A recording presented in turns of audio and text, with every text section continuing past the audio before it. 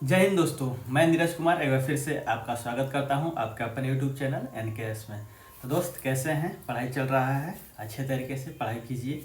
चलिए दोस्त, ये हमारा साइंस का क्लास है और जैसा कि आपने देखा, हमने पिछले सेशन में आपको बता रहे थे कि किसी भी मिश्रण के घटकों को किस प्रकार पृथक्करण किया जाता है।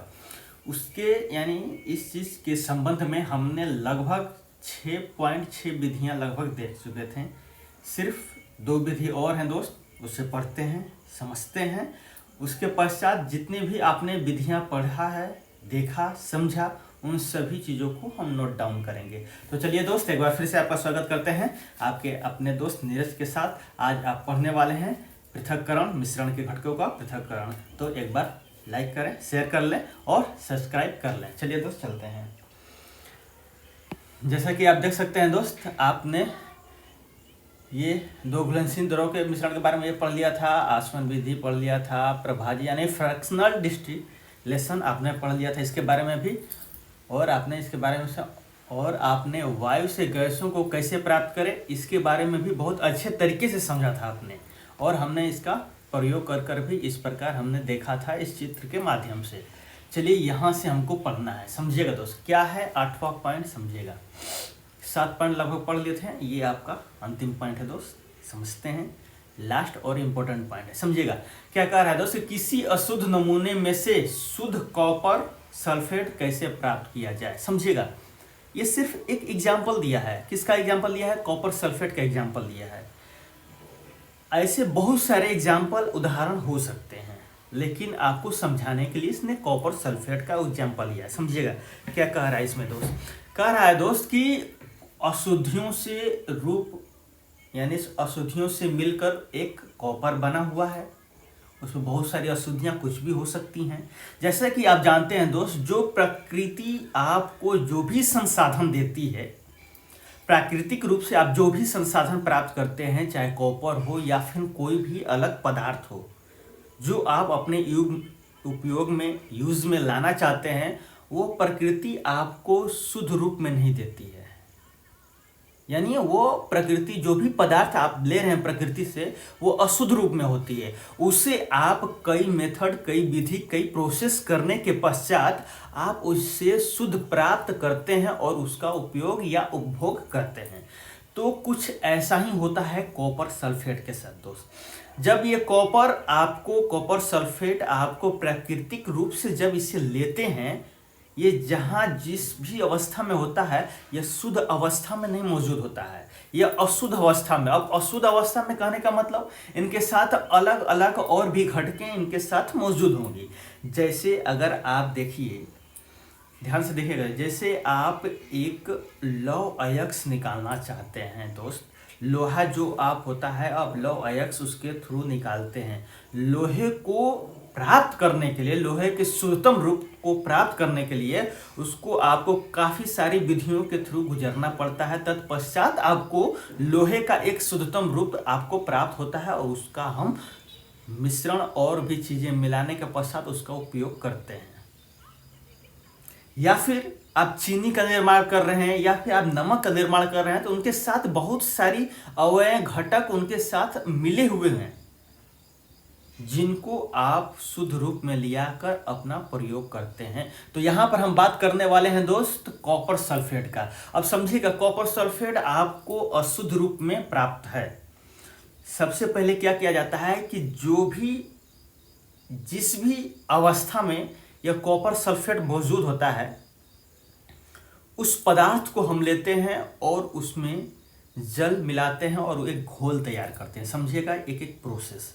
पहला स्टेप में क्या करते हैं कि जो भी कॉपर सल्फेट ये रहता है, हम उससे सबसे पहले उसमें पानी मिलाते हैं और एक घोल तैयार करते हैं। घोल तैयार करने के पश्चात दोस्त उसको छान लेते हैं। क्या कर लेते हैं? छान लेते हैं। जब छानेंगे दोस्त, तो उसमें जो और सब घटक मौजूद हैं, जिनको हम छान कर अलग कर सकते हैं, वो छन जाते हैं। और जो घोल छानने के पश्चात बचता है, जैसे आप छन क्या सकते हैं, उसमें मिट्टी के कण हों, कुछ ऐसे बड़े कण हों जिनको छानने के उपरांत वो छन जाए, वो सभी घटक छन जाते हैं। उसके पश्चात जो आपके अलग बर्तन में छना हुआ बनता है, अब समझिएगा, उसको आप गर्म करेंगे। क्या करते हैं? गर्म करते हैं। सिर्फ प्रोसेस समझिए क्या कह रहे हैं हम। उसको आप अच्छे तरीके से उस घोल को गर्म करते हैं छानने के बाद, और उसको इस प्रकार गर्म करते हैं दोस्त कि जो आपके पास मौजूद मिश्रण है उसको इस टेम्परेचर पर और इतना ताप देते हैं कि वह संतृप्त विलयन प्राप्त हो जाए। समझिएगा, आपने घोल तैयार कर लिया, छान लिया, उसके बाद पश्चात जो आपको घोल मौजूद है उसको गर्म करेंगे तब तक जब तक वह संतृप्त विलयन न बन जाए, यानी कि वो जो सॉल्यूशन है, जो मिश्रण है, वो संतृप्त की अवस्था में हो जाएगा, तब तक उसको गर्म करेंगे। संतृप्त का अवस्था मतलब कि उसमें आप अब कोई भी चीज सॉल्यूट मिला नहीं सकते हैं, यानी कि उसमें अत्यधिक मात्रा में पानी मौजूद था, गर्म किए, पानी वाष्प में बदल गया, और उसके साथ जो भी कंपोनेंट उसमें थे, जो भी उसमें कंपोनेंट, कॉपर सल्फेट था, क्या था? कॉपर सल्फेट था।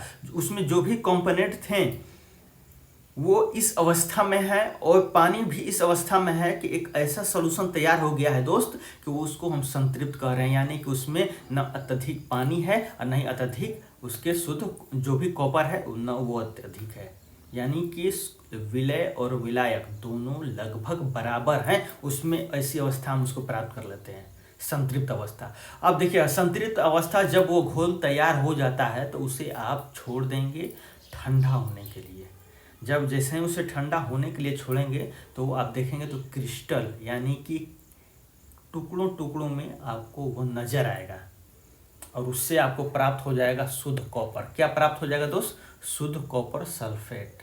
ये प्रोसेस है दोस्त, और इस प्रोसेस को क्रिस्टलीकरण बोलते हैं, या इंग्लिश में क्रिस्टलाइजेशन बोलते हैं। मतलब कि आपने एक ऐसा अशुद्ध पदार्थ उठाया, उससे घोल तैयार किया, उसे बराबर छान लिए, और उसको इस प्रकार गर्म किए कि वो संतृप्त अवस्था में आ जाए, और उसके पश्चात उसको ठंडा होने के लिए यानी शीतलता प्रदान किए, यानी ठंडा हो गया। और देखेंगे जब ठंडा हो जाएगा दोस्त तो वो एक टुकड़ों टुकड़ों में बटा हुआ नजर आएगा। उसी को हम क्रिस्टलीकरण या क्रिस्टलाइजेशन मेथड कहते हैं।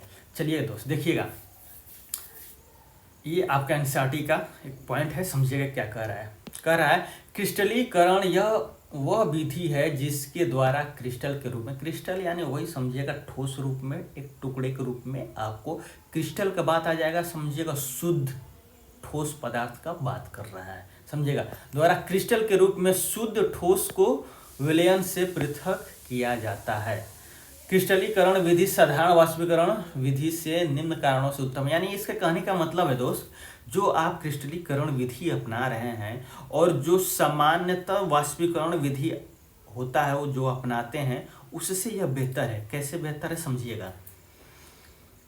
अगर आप चीनी के घोल को गर्म कर रहे हैं, वाष्पीकरण ताप दे रहे हैं, वाष्पीकरण हो रहा है, तो दोस्त उसके कुछ चीनी के कुछ अवयव हैं जो आपके वाष्पीकरण हो जाएंगे जल के साथ।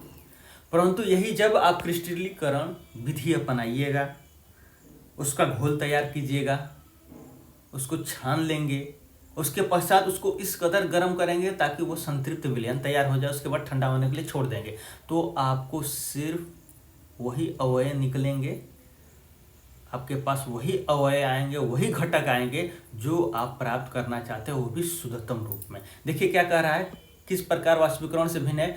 कुछ ठोस विघटित हो जाते हैं या कुछ चीनी के समान गर्म करने पर सुलझ जाता है। यानी कि जब आप वाष्पीकरण यानी ताप सीधे सोचेंगे कि हम जल और पानी के चीनी के अवयवों को, मिश्रण को हम गर्म करके ही शुद्ध करेंगे, वाष्पीकरण हो जाएगा, पानी बचेगा चीनी। तो उसमें आप देखेंगे दोस्त कि चीनी के कुछ जो अवयव हैं, उनके चीनी के जो भी कण हैं कुछ, वो भी वाष्पीकृत होकर जल के साथ निकल जाते हैं।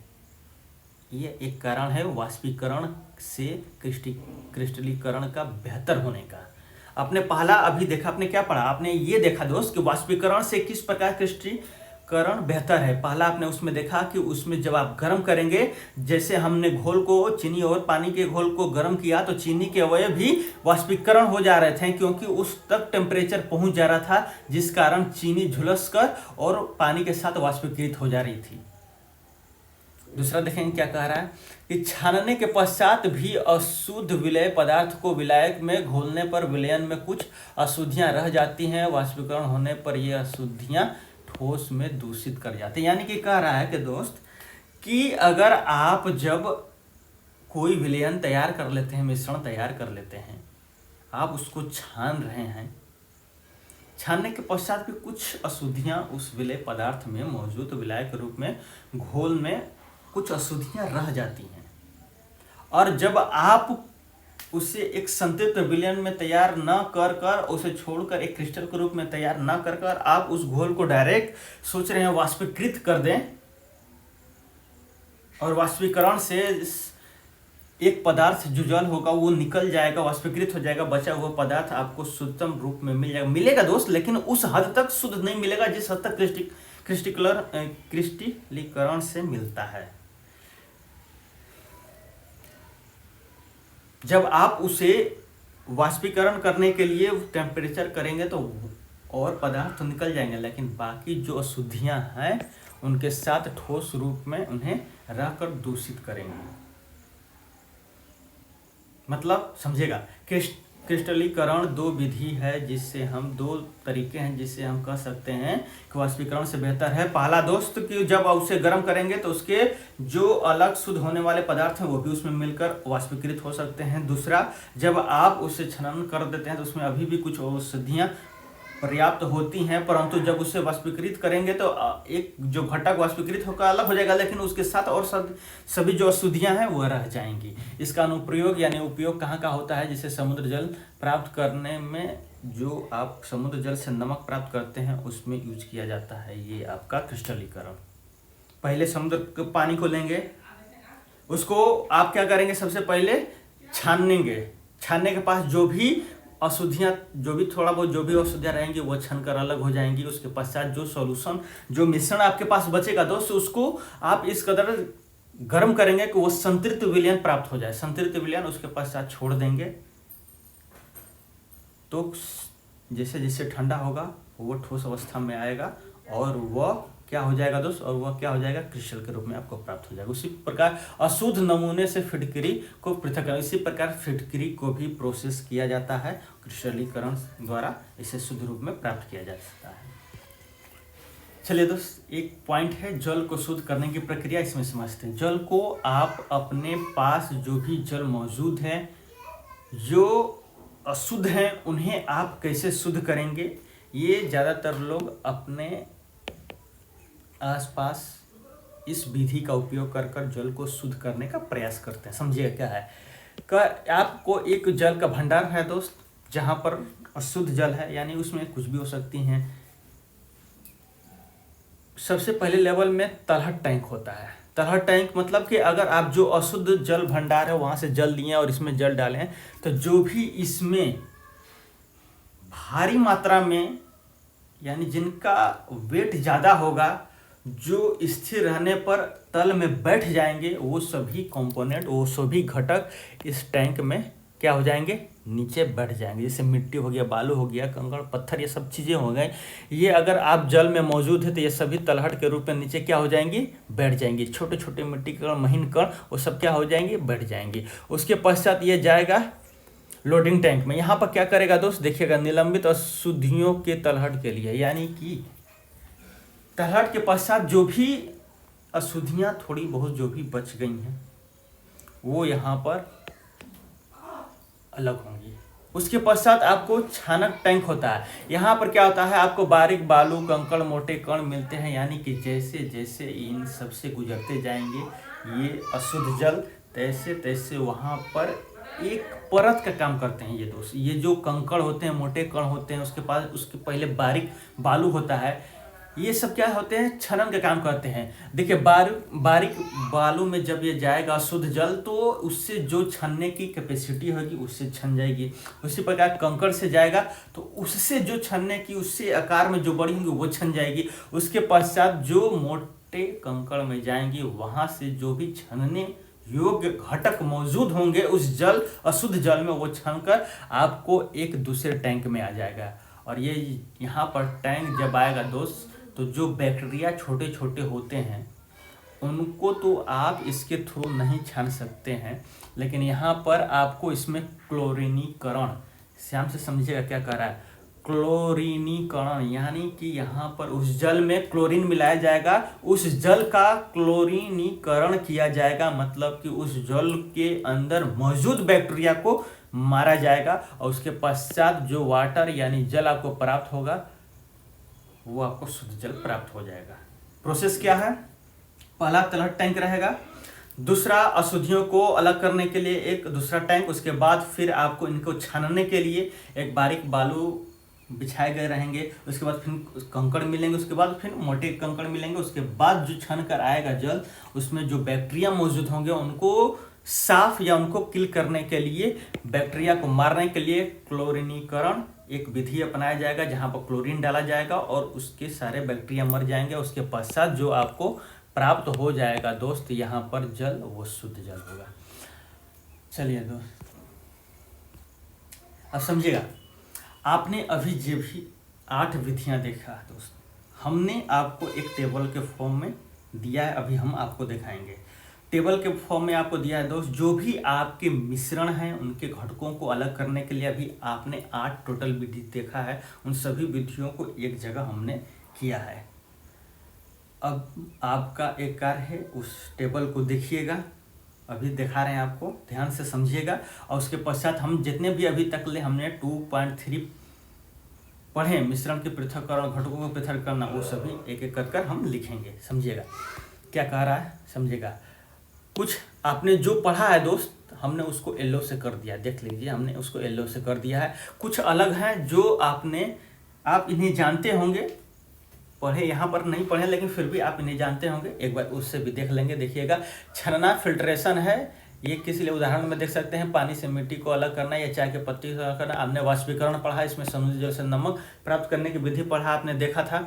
उसी प्रकार आपने सेंट्रीफ्यूगल पढ़ा था, किस प्रकार आपने दूध से क्रीम अलग किया था, उसके सब्लिमेशन में आपने नमक और कपूर का मिश्रण है अलग किया था, लेकिन आपने जो पढ़ा था उसमें था आपका नमक और आपका अमोनियम क्लोराइड था, उसको आपने अलग किया था वाष्पीकरण विधि से, यानी सब्लिमेशन में आ जाएगा दोस्त, यानी ऊर्ध्वपातन विधि से आपने उसको अलग किया था। ये छननई है दोस्त, इसमें क्या होते हैं, आटे से मोटे कण या भूसी निकाला जाता है। चुंबकीय पृथक्करण, इसमें क्या होता है दोस्त, लोहे के बुरादे को रेत में से अलग किया जाता है, यानी कि आपके लोहे के बुरादे कहीं भी मौजूद हैं तो चुंबकीय मैग्नेट का प्रयोग कर उसे पृथक किया जा सकता है। आपने पृथक्करण की विधि यानी सेपरेटिव फ्यूनल पढ़ा, जहाँ पर आपने तेल और पानी आपने देखा था दोस्त, एक फ्यूनल जैसा बीकर जैसा फ्यूनल था, आपने उसमें देखा था कि किस प्रकार अलग अलग डेंसिटी के हमने द्रवों को जब मिलाया था तो वो घुलित नहीं हो रहे थे, जिससे तेल और पानी हमने उनको किस प्रकार अलग किया। आपने सिंपल डिस्टिलेशन पढ़ा आसवन, जहाँ पर आपको उनके क्वथनांक के बीच में अधिक अंतर मिलते हैं, आपने वो देखा था। फिर प्रभाजन आसवन देखा था, जहाँ पर आपको 25 केल्विन से कम टेम्परेचर वाले क्वथनांक वाले पदार्थ मिले हुए थे, यानी 2 द्रव घुलनशील थे, उनको किस प्रकार आपने अलग किया था। क्रोमेटोग्राफी आपने देखा किस प्रकार हमने एक डाई को उनके अंदर और कौन से घटक मिले हुए हैं उनको हमने किस प्रकार अलग किया था, हमने ये देखा था।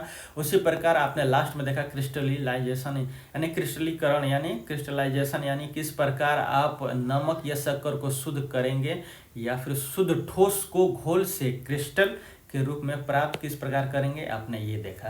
अब इन सभी चीज़ों को आप नोट्स लिखेंगे दोस्त, शुरुआत करेंगे नोट्स लिखना।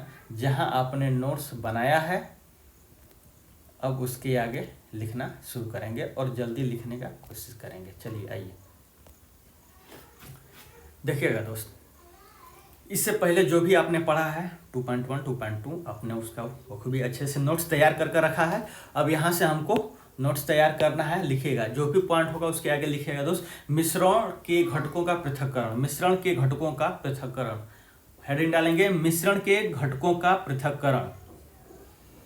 मिश्रण के घटकों का पृथक्करण, ये हेडिंग हो गया। उसके आगे इस प्रकार डैश देंगे और नीचे लिखेंगे, नीचे से लिखेंगे, पहला पॉइंट लिखेंगे इस प्रकार। पहला पॉइंट लिखेंगे दोस्त कि प्राकृतिक पदार्थ रासायनिक तौर पर शुद्ध नहीं होते हैं। पहला पॉइंट लिखेंगे, प्राकृतिक पदार्थ रासायनिक तौर पर शुद्ध नहीं होते हैं। दूसरा पॉइंट लिखेंगे दोस्त, इन्हें शुद्ध करने के लिए हम विभिन्न विधियां अपनाते हैं। इन्हें शुद्ध करने के लिए हम विभिन्न विधियां अपनाते हैं। जैसे बिस्मांगी मिश्रण में, जैसे में लिख रहे हैं दोस्त, बिस्मांगी मिश्रण को हम हाथ से चुनकर या छननी से छानकर आदि विधियों से उनके घटकों का पृथक्करण करते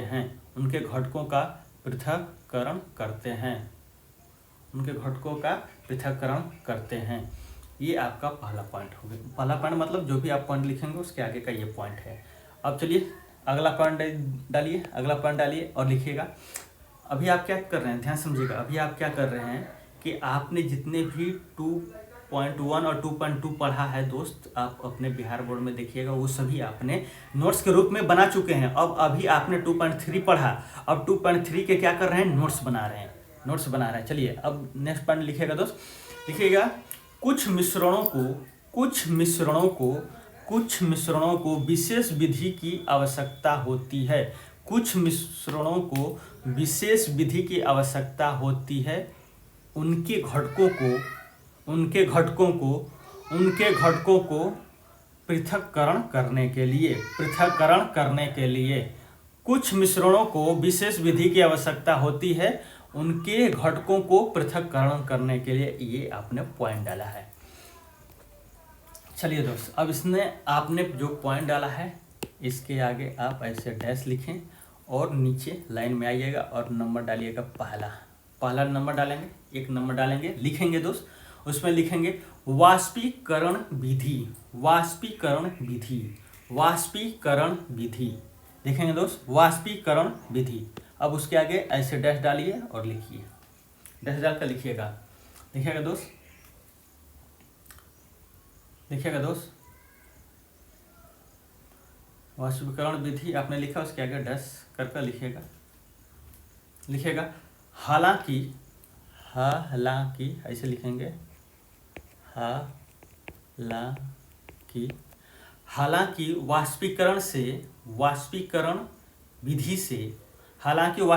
विधि से बहुत सारे मिश्रणों के घटक को हम अलग करते हैं,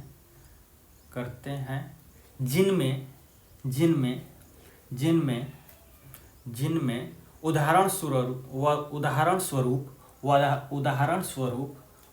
स्वरूप नीले अथवा काले रंग की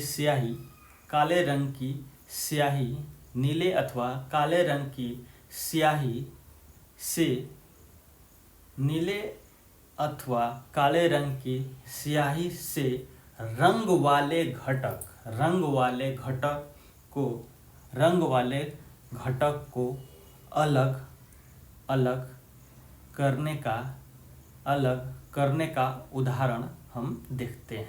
अलग करने का उदाहरण हम देखते हैं। यानी कि आपने वाष्पीकरण विधि में लिखा दोस्त कि वाष्पीकरण से बहुत सारे मिश्रणों को हम अलग कर सकते हैं, परंतु आपको इसमें क्या आपको देखना है, पढ़ना है। एनसीईआरटी में आपके या बिहार बोर्ड में आपके क्या दिया है कि काले अथवा नीले रंग के जो स्याही होते हैं उनके अंदर जो दोस्त घटक, रंग वाला घटक होता है, उससे कैसे आप अलग करेंगे, ये हमने पढ़ा था और समझा था। इस विधि से आपने ये पढ़ लिया और समझ लिया। चलिए, यानी कि अगर ऑप्शन में आ जाए कि रंग वाले घटक को नीले या काले रंग की स्याही में से अलग करने के लिए कौन सा विधि अपनाया जाता है? तो वाष्पीकरण। कौन सा विधि? वाष्पीकरण। ये आपका चित्र है दोस्त। अगर आप बनाना चाहते हैं तो भी बेहतर, नहीं बनाना चाहते हैं तो कोई टेंशन नहीं है। चलिए,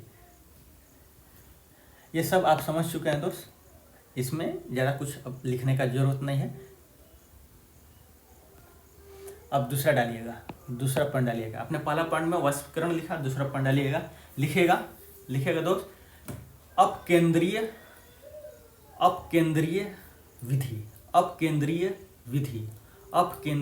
विधि डैश डालिएगा, आगे लिखिएगा। डैश डालकर ऐसे डैश डालेंगे और लिखेंगे। अगर दोस्त आपका छूट जा रहा है तो पीछे रिवाइंड कीजिए और उसे प्रॉपर लिखिए, समझेगा। लिखेंगे दोस्त, अपकेंद्रीय विधि में लिखेंगे, जब कभी द्रव में ठोस पदार्थ इतने छोटे होते हैं कि छानक पत्र से बाहर आ जाते हैं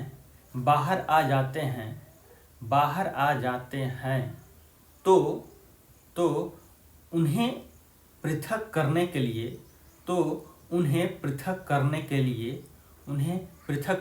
लिए अपकेंद्रीय विधि अपनाते हैं। अपकेंद्रीय कैसे लिखा गया देख सकते हैं। अपकेंद्रीय विधि अपनाते हैं। उदाहरण में लिखेगा। उदाहरण में या जैसे में, दूध से क्रीम को अलग करना, यानी कि अगर आपको ऑप्शन में आ जाएगा कि दूध से क्रीम को अलग करने के लिए कौन सा विधि अपनाते हैं, तो आप अपकेंद्रीय यंत्र या अपकेंद्रीय विधि बताएंगे। जैसे में दूध से क्रीम को अलग करना।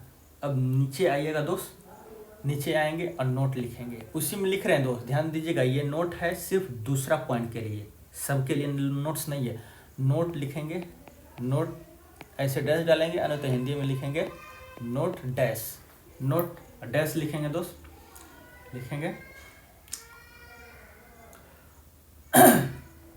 लिखेंगे दोस्त नोट में, अपकेंद्रीय विधि का उपयोग कर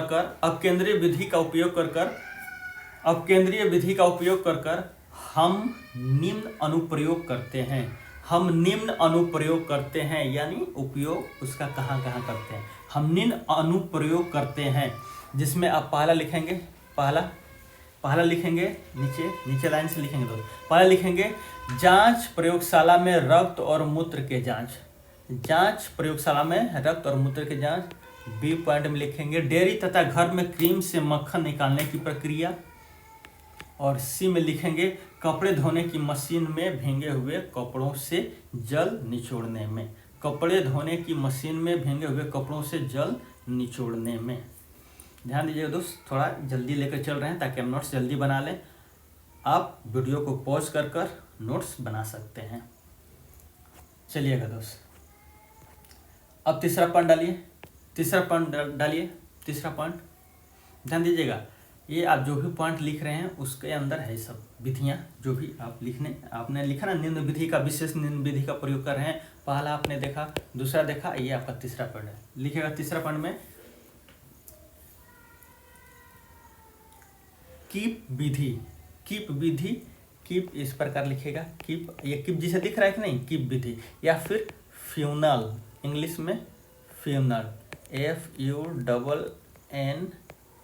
FUNNEL, फ्यूनल मेथड, या फिर कीप विधि। उसके आगे डैश डालिएगा, को लिखिएगा दोस्त। दो अघुलनशील द्रवों के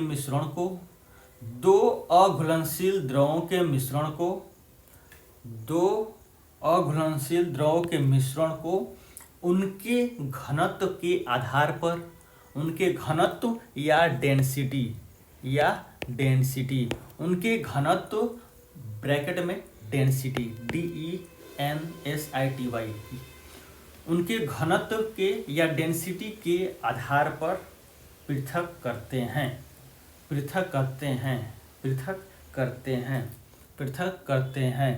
जैसे मिट्टी का तेल एवं जल। ये आपका तीसरा पॉइंट कंप्लीट हो गया। अब इसमें लिखेगा दोस्त, ये आप तेल और घुलनशील लिख सकते हैं पृथक्करण। अब इसमें कोई ज़्यादा खास लिखने का जरूरत नहीं है दोस्त, समझिएगा। आपने जैसे में क्या लिखा, तेल, मिट्टी का तेल और जल, और उसके नीचे कोमा डालिएगा। कोमा डालकर एक और उदाहरण लिख लीजिए। एक और उदाहरण आपने जैसे में लिखा ना, मिट्टी का तेल और जल, उस कोमा डालिएगा। दूसरा लिखिएगा, धातु शोधन के दौरान, धातु शोधन के दौरान, धातु शोधन के दौरान लोहे को पृथक करना, लोहे को पृथक करना, धातु शोधन के दौरान लोहे को पृथक करना। हमने ये समझाया था दोस्त कि लोहे को पृथक किस प्रकार करेंगे, क्योंकि जब धातु शोधन होगा तो जो धातु का डेंसिटी हो जाएगा वो अधिक हो जाता है, और जो धातु मल होता है, यानी जो स्लैग होता है, धातु मल होता है, उसकी डेंसिटी कम होती है, इस वजह से वो ऊपर रह जाता है, उसको निकाल दिया जाता है और नीचे बैठा रहता है लोहे वाला धातु, जो आप उसे प्राप्त कर लेते हैं। आपने उदाहरण में लिखा किरोसिन तेल और पानी, कोमा डालकर आपने लिखा धातु शोधन के दौरान, धातु शोधन के दौरान लोहे को पृथक करना, लोहे को पृथक करना। उसके आगे ब्रैकेट डालिएगा, उसके आगे ब्रैकेट डालिएगा और लिखिएगा ब्रैकेट के अंदर लोहे को धातुमल से अलग किया जाता है, लोहे को धातुमल से अलग किया जाता है, लोहे को धातुमल से अलग किया जाता है। ये आपका कंप्लीट तीसरा पॉइंट हो गया। ये आपका क्या हो गया दोस्त, तीसरा पॉइंट कंप्लीट हो गया। चौथा पॉइंट डालिएगा, चौथा पॉइंट डालिएगा, लिखिएगा दोस्त ऊर्ध्वापातन विधि, ये लिखा हुआ है यहाँ पे देखिएगा, ऊर्ध्वापातन विधि या सब्लिमेशन,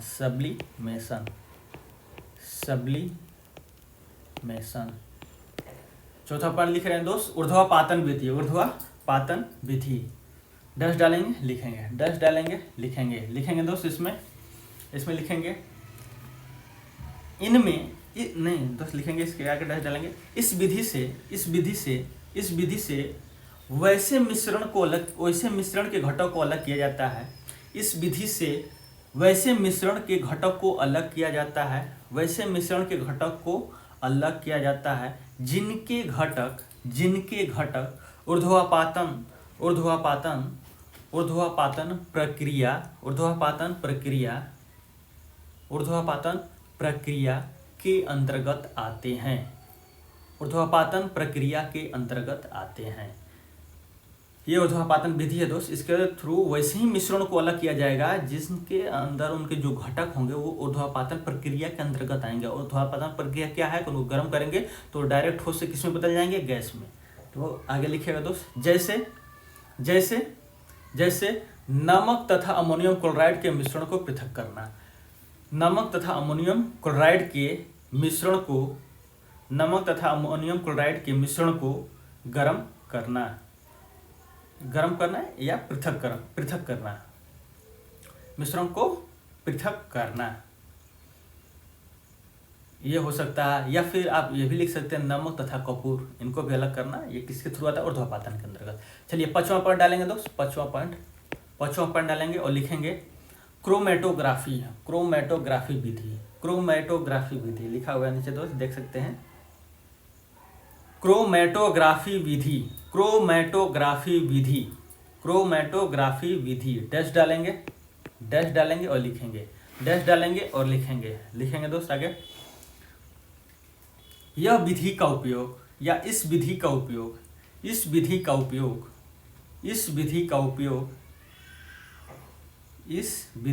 उपयोग वैसे मिश्रण में किया जाता है या वैसे मिश्रण के लिए किया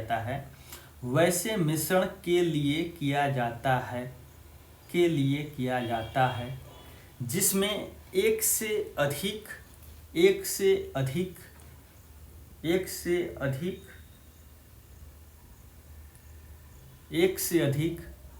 घटक मौजूद हों और वे रंग में या ऐसे लिखिएगा क्रोमो का मतलब ही होता है रंग। क्या होता है दोस्त, रंग। या क्रोमो या रंग में हो या रंग में मौजूद हो, रंग में मौजूद हो, रंग में मौजूद हो, यानी कि वैसे घटकों को कई घटक इनके अंदर मिश्रण में होंगे और वैसे घटकों को इनके वैसे घटक होते हैं जो रंग में हो या फिर क्रोमो में हो। अब इसके आगे लिखेगा उदाहरण में,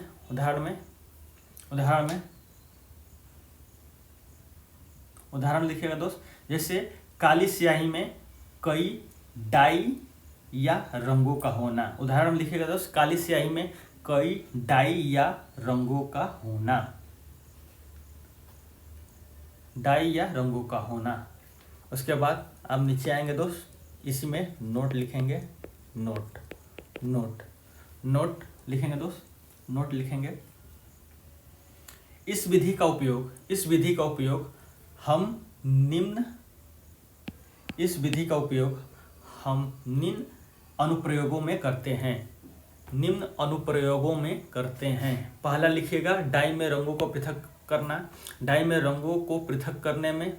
दूसरा लिखेंगे प्राकृतिक रंगों से पिगमेंट को पृथक करने में, प्राकृतिक रंगों से पिगमेंट को पृथक करने में। हम जल्दी लिखाने की कोशिश कर रहे हैं दोस्त, ताकि आप लिखिए और आपका जल्द से जल्द सिलेबस भी कंप्लीट हो और प्लस आपको वीडियो को पॉज कर आप लिख सकते हैं आसानी से। सी लिखिएगा रक्त से नशीले पदार्थ कोष्ठ में ड्रग्स को पृथक करने में। ये सब समझा चुके हैं दोस्त, बस आप लिख रहे हैं पृथक करने में। ये आपका 5वां पॉइंट हो गया, ये आपका 5वां पॉइंट हो गया दोस्त, और इसमें आपको कुछ लिखने का जरूरत नहीं है। क्रोमा आप ये स्पेलिंग लिख लीजिएगा दोस्त, वहाँ पर स्पेलिंग हमने CHO लिख दिया था, क्रोमा का असली ये स्पेलिंग है क्रोमा। क्रोमेटोग्राफी इसी प्रकार लिखा जाता है, लेकिन जो ये क्रोमा है इसके ग्रीक में इसका मतलब होता है रंग। जो आपने क्रोमा CHROMA लिखा था ना, वहाँ KROMA लिख लीजिएगा यहाँ पर, और इसमें लिखने की कोई ज़रूरत नहीं है। ये आपका यहाँ कंप्लीट हो गया। अब आइए चलते हैं दूसरा स्लाइड में।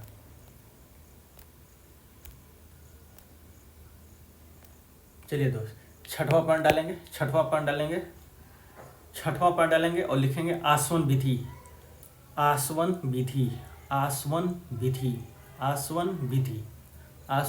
उसके आगे डैश डालेंगे और लिखेंगे दोस्त, इस विधि के अंतर्गत दो घुलनशील द्रवों को पृथक करते हैं, दो घुलनशील द्रवों को पृथक करते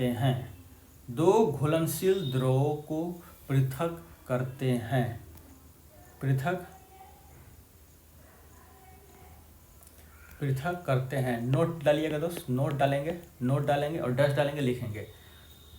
नोट डालेंगे और डैश डालेंगे, लिखेंगे दोस्त। इन दो घुलनशील द्रवों के क्वथनांक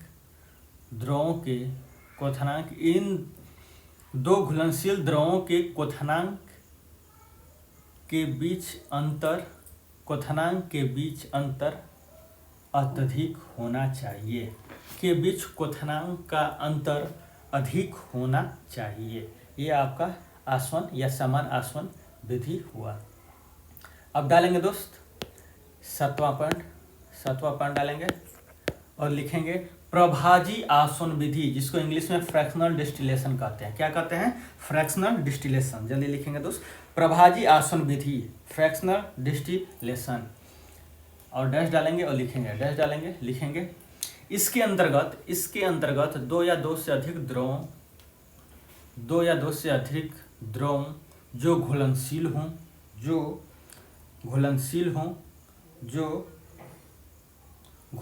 हों परंतु उनके क्वथनांक का अंतर 25 केल्विन 25 केल्विन से कम हो, 25 केल्विन या 25 केल्विन से कम हो। क्या हो दोस्त? कम हो। उदाहरण में लिखेंगे, अब लिखेंगे उदाहरण में लिख लेंगे दोस्त, ये वायु से विभिन्न गैसों का पृथक्करण या फिर दूसरा कॉमा डाल के लिखेंगे पेट्रोलियम उत्पादों के विभिन्न घटकों को अलग करना। पेट्रोलियम उत्पादों के विभिन्न घटकों को अलग करना, ये आपका 7वां पॉइंट रहा, ये आप समझ चुके हैं दोस्त। अब डालिएगा 8वां पॉइंट। अब डालेंगे दोस्त 8वां पॉइंट। 8वां पॉइंट डालेंगे, लिखेंगे दोस्त 8वां पॉइंट में डालेंगे और लिखेंगे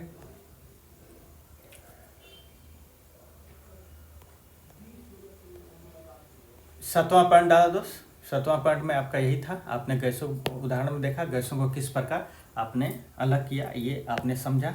ये प्रभाजी आसवन विधि के अंतर्गत ही होगा, ये 7वां में ही आएगा। ये आपने ये सब सभी आपने पढ़ा था, देखा था, ये भी प्रयोग में हमने करवाया था आपको, आपने देखा था। और 8वां पॉइंट डालेंगे। 8वां पॉइंट डालेंगे दोस्त क्रिस्टलीकरण। 8वां पॉइंट डालेंगे क्रिस्टलीकरण, जल्दी से जल्दी लिखेंगे दोस्त, या इंग्लिश में crystallisation. Crystallisation crystallisation crystallisation dash डालेंगे और लिखेंगे, डैश डालेंगे और लिखेंगे। लिखेंगे दोस्त इसके अंतर्गत या इस विधि के अंतर्गत हम प्राकृतिक रूप से अशुद्ध पदार्थ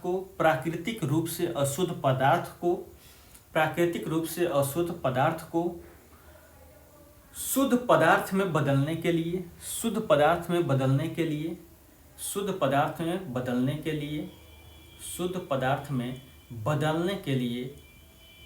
हम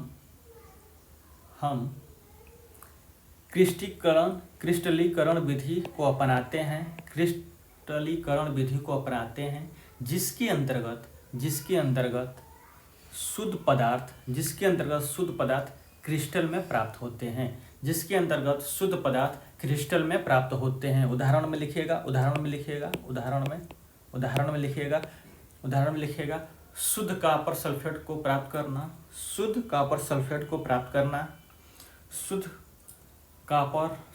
को प्राप्त करना। हमने आपको बताया था, उसमें समझाया था किस प्रकार प्राप्त करेंगे। उसका घोल तैयार कर लेंगे, उसको छान लेंगे, उसके बाद उसको गर्म करेंगे और इस हद तक गर्म करेंगे कि वह क्या हो जाए, संतृप्त हो जाए। उसके बाद उसको ठंडा करेंगे और ठंडा होने के पश्चात आपको क्या मिल जाएगा, क्रिस्टल के रूप में कॉपर सल्फेट। उदाहरण के रूप में आपने लिख लिया शुद्ध कॉपर सल्फेट को प्राप्त करना। अब लिखिएगा दोस्त, इसी में लिखना है दोस्त आपको। लिखेंगे दोस्त,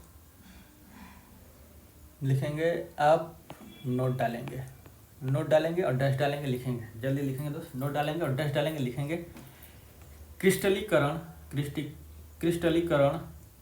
निम्न 2 बातों से, नोट्स में लिख रहे हैं दोस्त, क्रिस्टलीकरण निम्न 2 बातों से वाष्पीकरण विधि से उत्तम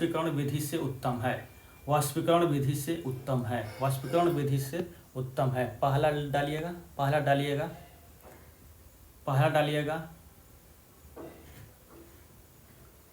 डालिएगा दोस्त। वाष्पीकरण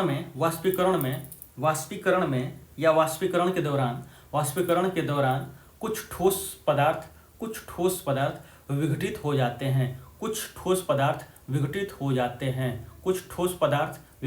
जाते हैं। ये हो गया। बी पॉइंट में लिखिएगा दोस्त, बी पॉइंट में लिखेंगे दोस्त, छानने के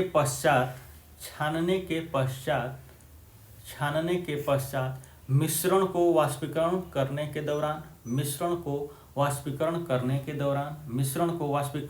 के दौरान कुछ अशुद्धियां ठोस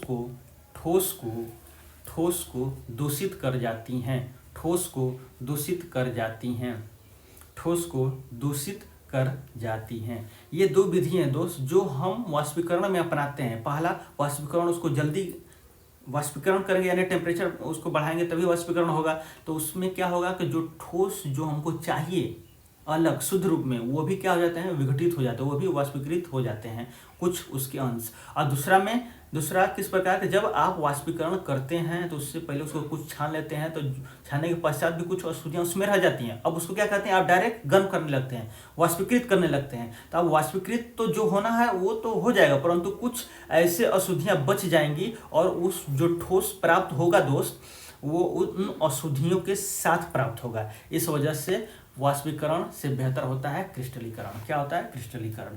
अब ये आपने नोट में पहला पॉइंट में लिखा, अब नोट के दूसरा पॉइंट डालिएगा। नोट के दूसरा पॉइंट में लिखेंगे दोस्त, दूसरा पॉइंट में लिखेंगे दोस्त, क्रिस्टलीकरण के अनुप्रयोग। क्रिस्टलीकरण के अनुप्रयोग, क्रिस्टलीकरण के अनुप्रयोग। पहला लिखेंगे समुद्र जल द्वारा प्राप्त नमक को शुद्ध करने में, और दूसरा लिखेंगे अशुद्ध नमूने से फिटकरी को पृथक करने में। अशुद्ध नमूने से कोई भी अशुद्ध लिया गया है छोटा सा नमूना के रूप में, और उसको किस प्रकार उससे फिटकरी अलग करेंगे ये लिखेंगे। अगर आपका छूट गया दोस्त तो आपको वीडियो को क्या करना है, पॉज करना है और उसे लिखना है और फिर आगे बढ़ना है। ये आपका 8वां पॉइंट हो गया। इसी प्रकार आपको जल देख सकते हैं, जल को शुद्ध किया जाता है। जल को शुद्ध करने में आप देख सकते हैं, इस प्रकार लिख सकते हैं दोस्त। ये हम आपको बना दे रहे हैं, पॉइंट डालिएगा एक इसमें। जल को शुद्ध करने की प्रक्रिया में ये अशुद्ध जल है, ये क्या है? अशुद्ध जल।